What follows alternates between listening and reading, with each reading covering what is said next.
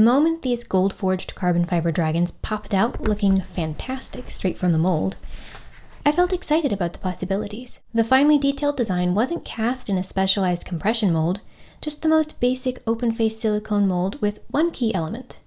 The part was cured inside a pressure pot.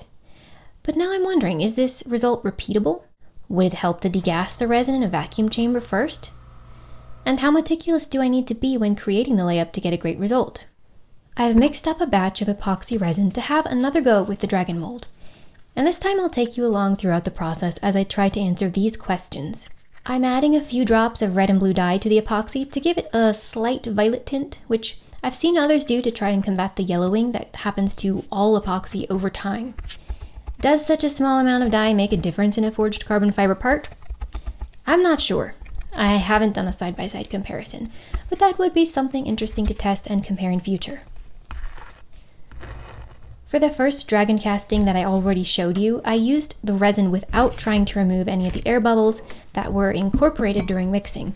There were a couple of minor voids in that casting despite the pressure pot cure, so this time I'm placing the mixed resin into a vacuum chamber before starting the layup to help release trapped air.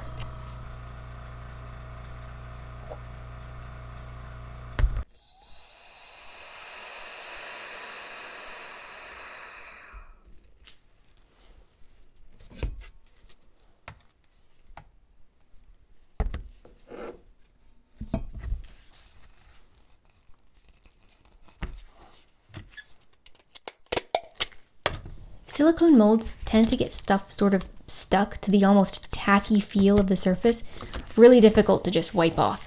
So I use a piece of tape to remove any bits of dust and debris before adding a light spray of mold release.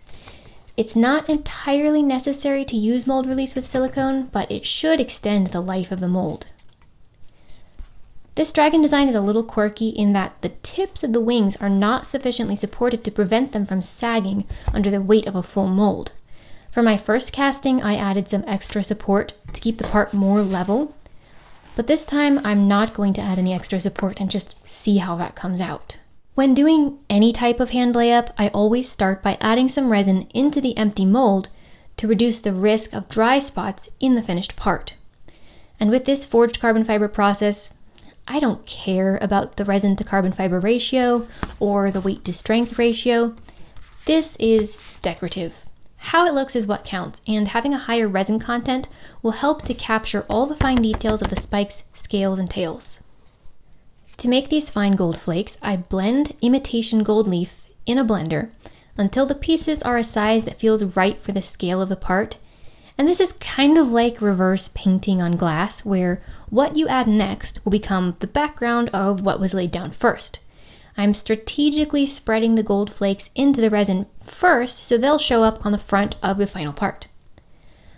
I know that the carbon fibers will have a hard time reaching into the smallest details, so the flakes of gold will not only provide a striking counterpoint to the dark carbon, but also ensure that the fine details show up vividly rather than being captured only by the clear resin in any areas where the carbon fiber doesn't reach. I'm adding the chopped carbon fiber a little at a time and pressing it into the resin that's pooled in the mold. As the fibers saturate, they become easier to press into the shape of the mold. However, the more you agitate the fibers, the less defined they become. For this design, I want to maintain the geometric chopped look, so I'm disturbing the structure of the fiber bundles as little as possible while ensuring a thorough wet out and doing what I can to help the fibers settle into the crevices. I alternate adding more resin, carbon fiber, and gold flakes for a long time. It's a creative process where I can't see how what I'm doing will look until it's too late to change anything, so that's interesting. I take my time, and I have plenty of it since this resin won't start to gel up until the next day.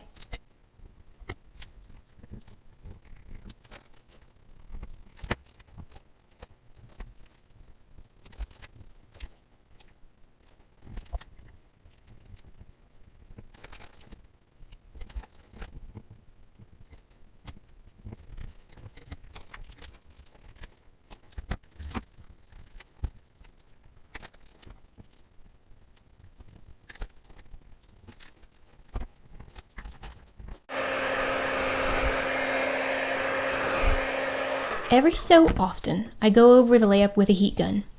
This makes the resin temporarily less viscous to help release air bubbles and settle the ingredients into the mold. The process is messy. Resin and carbon fiber everywhere, more and more stray fibers turning the contents of my resin cup into gloop, but that's okay. The only thing I'm trying to be conscious of is to keep the resin and gold from contaminating my bag of chopped carbon.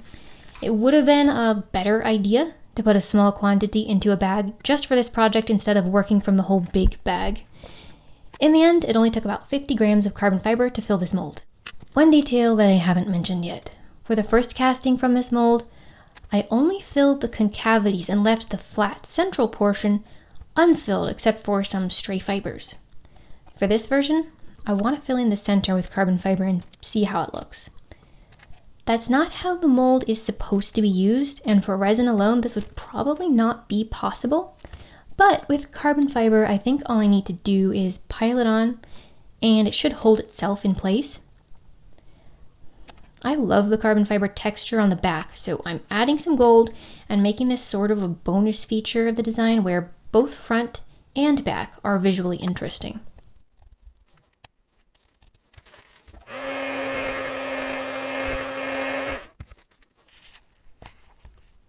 And into the pressure pot it goes with a non-stick sheet underneath to catch overflow.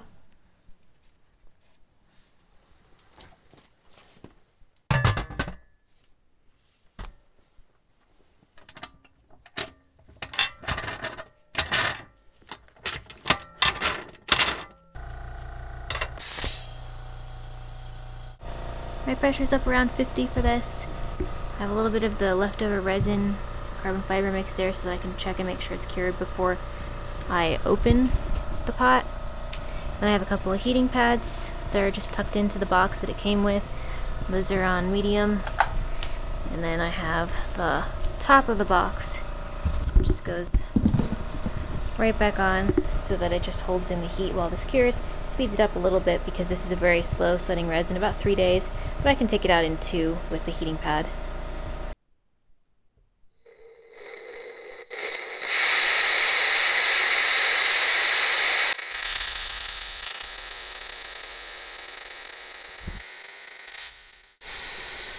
Okay, so getting the rest of that air out there. My little sample piece here is plenty well cured. So we're ready to open this up.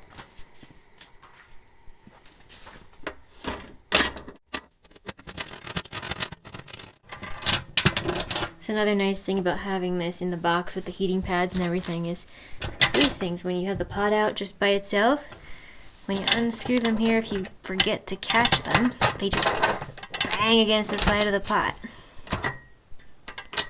Well, this catches them nicely without making a bunch of noise.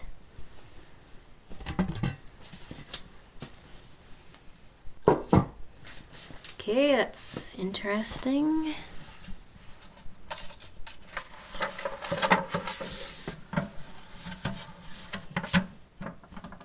Sort of dipped here.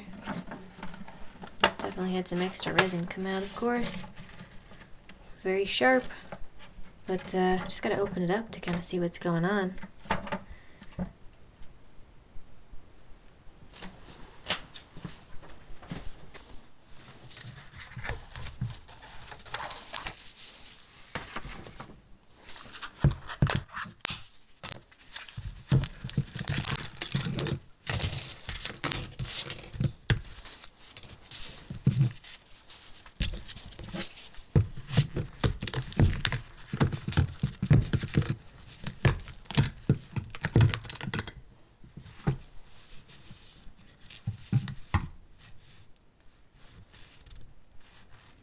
Okay, that looks pretty good. So I had one little trapped air bubble right there, but that's an easy fix. I do like having this filled in with the carbon. That looks really nice. Just to figure out how to handle it there. So let's compare these two.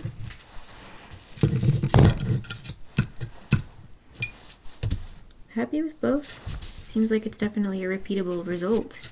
Of course, you get a little bit of a different look depending on how you do the gold on each one. I need to go ahead and trim up the edges at the very least because I don't like edge there, but like this looks really pretty even just through the blue. So I would like to be able to salvage this center part and have some sort of colored backing behind it, but I don't know if it's really going to be possible with that one. I think that this is probably a better approach, just having it be solid. I like that. It's not 100% perfect. This horn is missing just the tiniest bit of a tip, where it didn't quite get pushed down into the mold. I'm not seeing any bubbles over anywhere else other than this is the only one that really bothers me. This part is distracting. It's large and it's in right in the center there. This guy though, I'm not seeing any other problem areas other than all of this just needs to be trimmed off. And you see I didn't quite even get this covered, so I could add a little bit more carbon to the back to make that full coverage, where you just place it on a dark surface. Either way is fine, but this came out really nicely.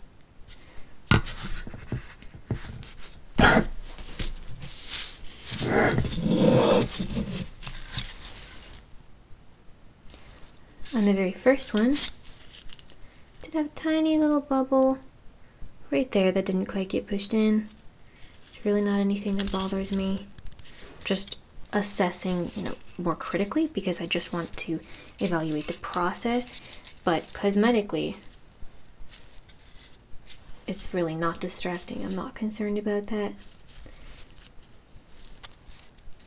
So both are good. Now neither of these is flat, and I'm okay with that. This time I think I like more the curling wings. Gives a little bit more three-dimensionality. But if you wanted to have this be perfectly flat, what you would probably want to do, take your cheap little Amazon mold here, lay it on something flat, and just make yourself a framework for it. You could just pour resin, maybe with some glass fiber on there or something. Just build yourself a framework around it, let that harden up, and then that will just sit into it when you do the casting. Obviously, just make sure that you add release agent to any kind of edge that's added here that's part of the support structure, because these supports are really not enough to keep the mold on all of these floppy edges to keep that flat at all, no matter what you're putting in it. That's way too soft and thin of a silicone. You could also just pour more silicone over the back of it. Really anything to give it a really good support system. And it's actually kind of bowing up right there. So you would want to glue it down, somehow weigh it down something to make sure the resin doesn't just flow under it. So you could put it in a mold box and kind of stick it down. Something like that. But again, I kind of like it looking a little bit curvy. The backs on these are pretty cool too. And if you sand into this, then that'll get rid of all the sharp bits and it's still going to look really awesome, just a slightly different way. Although, honestly, I don't mind this look either. It's pretty cool, but it is quite snaggy, so it's not really a finished surface. Well, this is looking pretty good. I'm excited.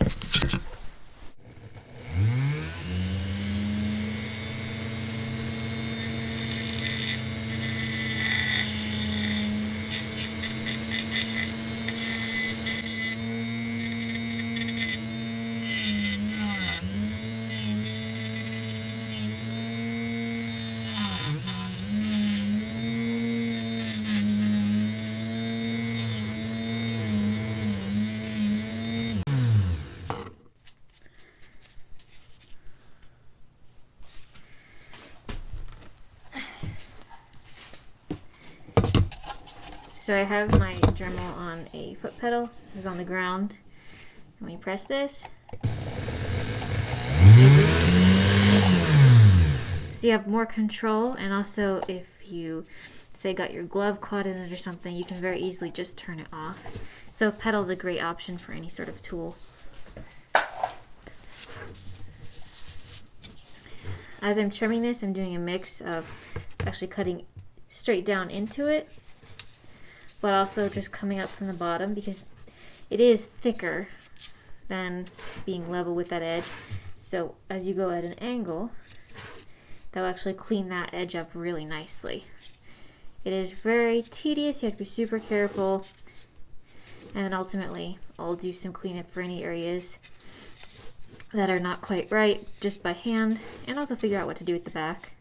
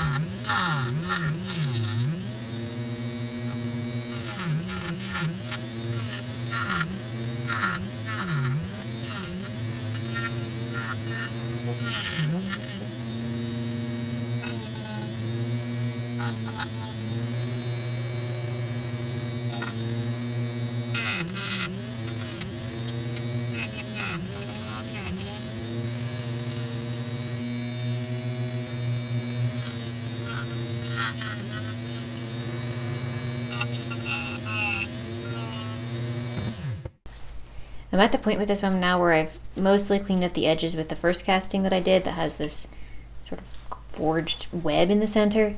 And I've explored a few different options that I thought might be good to go ahead and give this a color behind it, something like this. And it's a very cool look, but honestly it's just, I think, too busy with having the gold and the black. Plus adding that in after the fact rather than while it's in the mold doesn't make the most sense. So for this one, I'm going to just go ahead and trim out the inner webbing and have this be only joined at the tail. That should be pretty interesting to see. And then I could always do another one with a color in it, but for now that's where I'm gonna go with this one. And the other one, this guy's still super dirty, still in the process of removing the edge. It's a lot more difficult to remove the edge on this one because the forged carbon is a lot thicker with that one, and so it's harder to sand through, but I'm gonna continue working on that one now and cut the web out of this guy.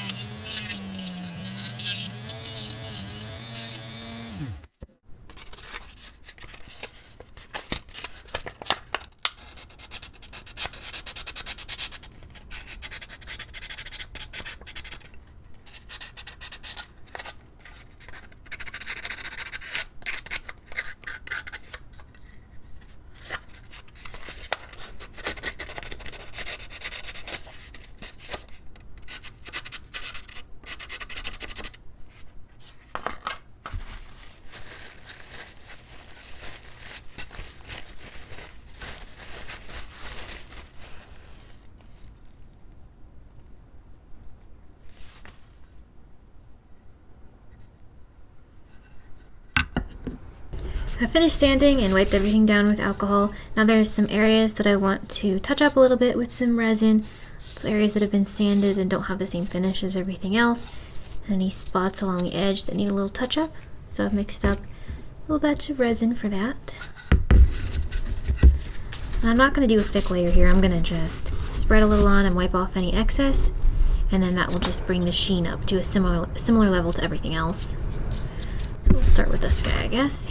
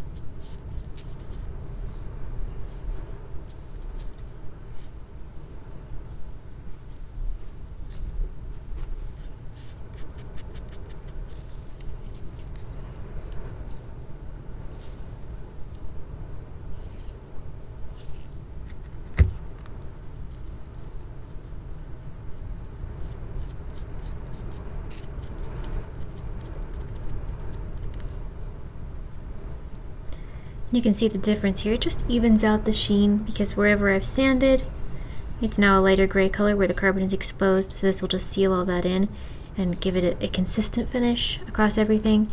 And anywhere on the edges where there's a little sanded edge showing, wipe that on there too, and then just remove any excess. That will even everything out.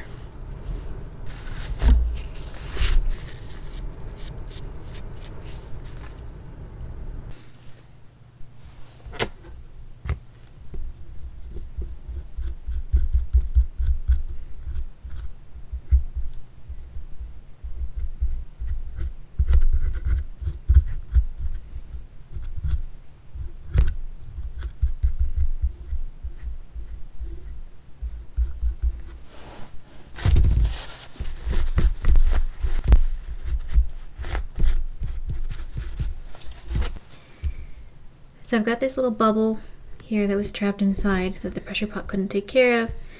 And then there's a tiny one here, tiny one here. So I'm gonna first just open these up a little more so I can get the resin in. So I can go ahead and fill these 2 holes. Or 3 holes, I guess. This one's very small.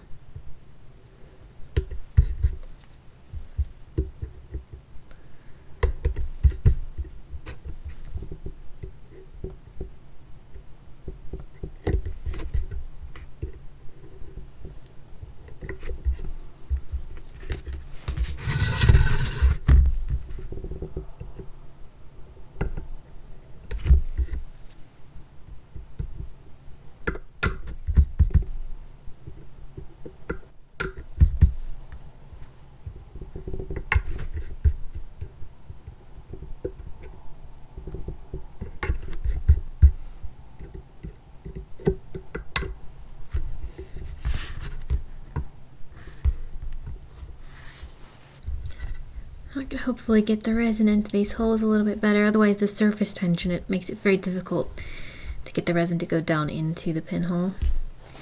Okay, I'm actually going to try using this.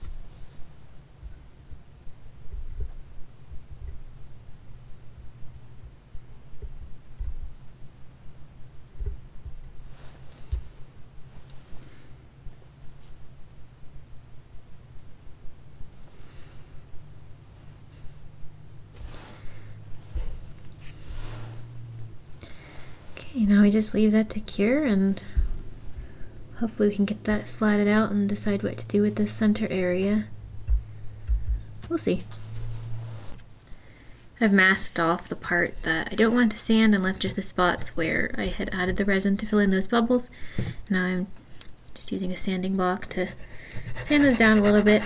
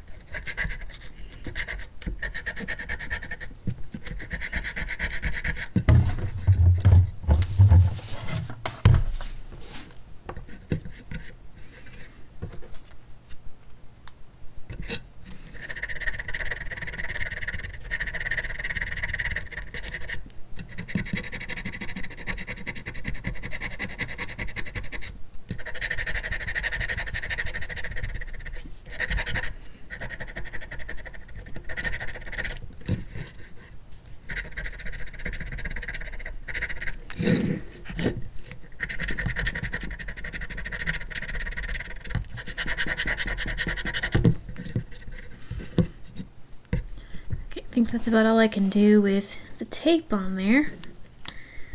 So we're going to remove that.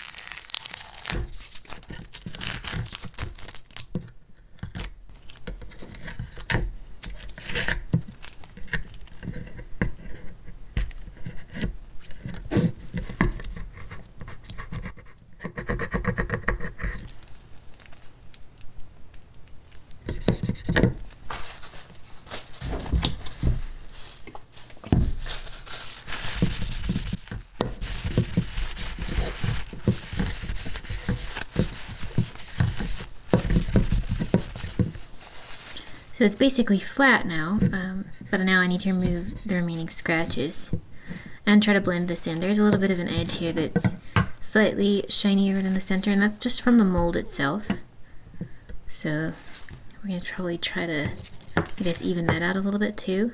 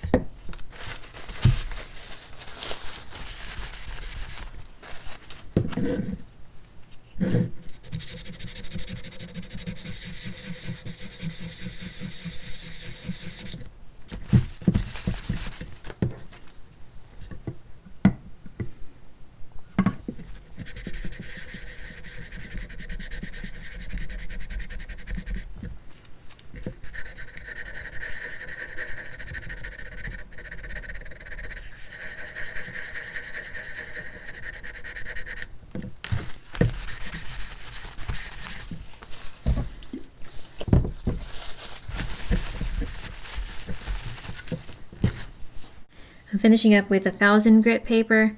I'm not trying to get this all to be perfect, just basically trying to remove the shinier edge here to some extent, even it out a little bit and make it look more intentional, because that's just part of the mold. You know, ideally you would have the mold be exactly as you want it to be, but since I decided to leave the part that wasn't technically part of the mold, I have a little more work to do on that, but just sanding that to where the sheen is fairly even and those spots are completely gone now, so it's looking pretty good.